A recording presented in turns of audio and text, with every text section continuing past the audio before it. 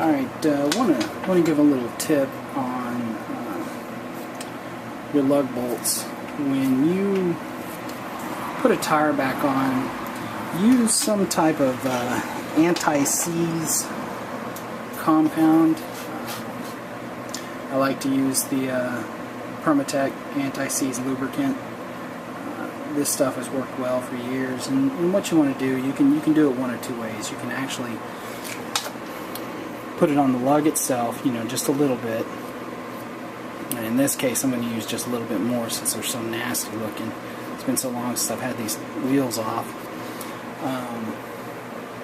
You don't have to get it. If you want, you can be thorough and get it all the way around the bolt. But if you get enough of it up there and you start tightening down your lug nut, it's going to spin it in there and get it in the threads. This will help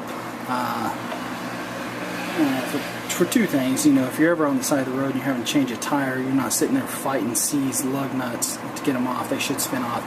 The other part of that is for lug nuts, torque them to specification.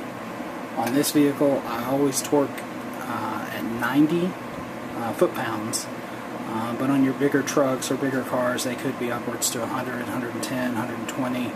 I worked on a Silverado 3500 that the lug nut torque spec was 145 foot-pounds.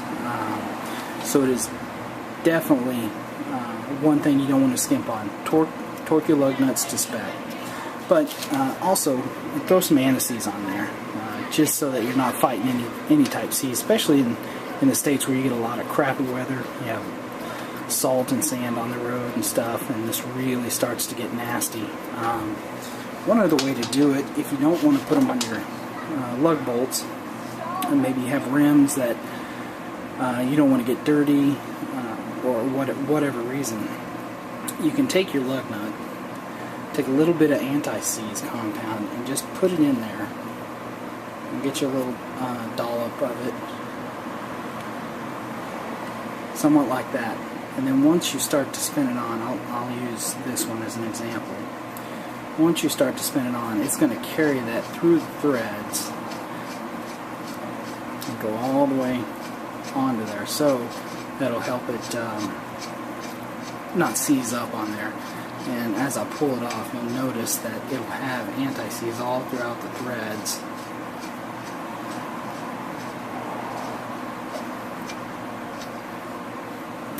My dollop, but it's a real good idea to do that, just so stuff doesn't seize up on you. Now, on not this one, I'm not going to do it on this one, but on older cars that I've worked on before, I have in the past, where the rim sits on the collar here, I have in the past gone around and put some Antisieze